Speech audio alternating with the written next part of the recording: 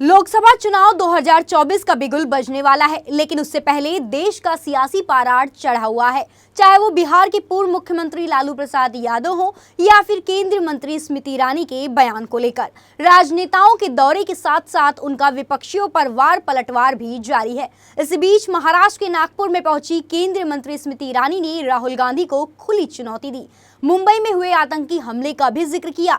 अपने तीखे भाषण में उन्होंने कहा कि अगर मेरी आवाज आपके कानों तक पहुंच रही है तो आप अपने कानों को खोलकर सुन लीजिए। अब तक नरेंद्र मोदी और यूपीए सरकार के बीच किए गए कामों पर बहस हो जानी चाहिए। मंच पर खड़ी होकर केंद्रीय मंत्री स्मृति ईरानी ने राहुल गांधी को ललकारा।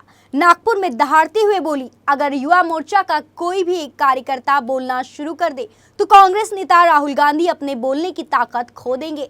सुनिए राहुल गांधी पर निशाना साधते हुए केंद्रीय मंत्री स्मृति ईरानी ने और क्या कुछ कहा। उनका घमंड देखिए कि जब वो सत्ता में थे तब उन्होंने दस्तावेज दे दिया कि राम सेतु नाम की कोई चीज नहीं। अहंकार आज भी बरकरार है। जब रामलला का भव्य मंदिर निर्मित हो रहा था, जब प्राण प्रतिष्ठा समारोह के लिए उनको भी आमंत्रित किया गया, अहंकार देखिए, उन्होंने आमंत्रण को ठुकरा दिया। देवेंद्र भाई, रस्सी जल गई, बल नहीं गया। इसलिए आज आप सबसे कहती हूं कि हर राम भक्त ने, जिसने धर्म के लिए धैर्य दिखाया, आज पुनः धैर्य दिखाने का समय आया है। हमको उकसाया जाएगा, कुछ लोगों को एआई के माध्यम से, डीपफेक के माध्यम से बरगलाया जाएगा, लेकिन आज हम डंके की चोट पर कह सकते हैं, और अगर राहुल गांधी तक मेरी आवाज पहुंचे तो कान खोलकर सुन लो। मैदान तुम चुनो, कार्यकर्ता हम देंगे। आओ, तुम्हारे 10 साल और मोदी के 10 साल के बीच में क्या फर्क है, इस पे चर्चा हो जाए। मैं नहीं कहती मैं जाऊंगी चर्चा के लिए, तब पक्का नहीं आएंगे तेजस्वी, लेकिन इतनी गारंटी देती हूं कि युवा मोर्चा का एक भी साधारण कार्यकर्ता जाकर राहुल गांधी के सामने बोलने लगे तो राहुल गांधी में इतना दम नहीं कि युवा मोर्चा के किसी कार्यकर्ता के सामने टिक जाएगा।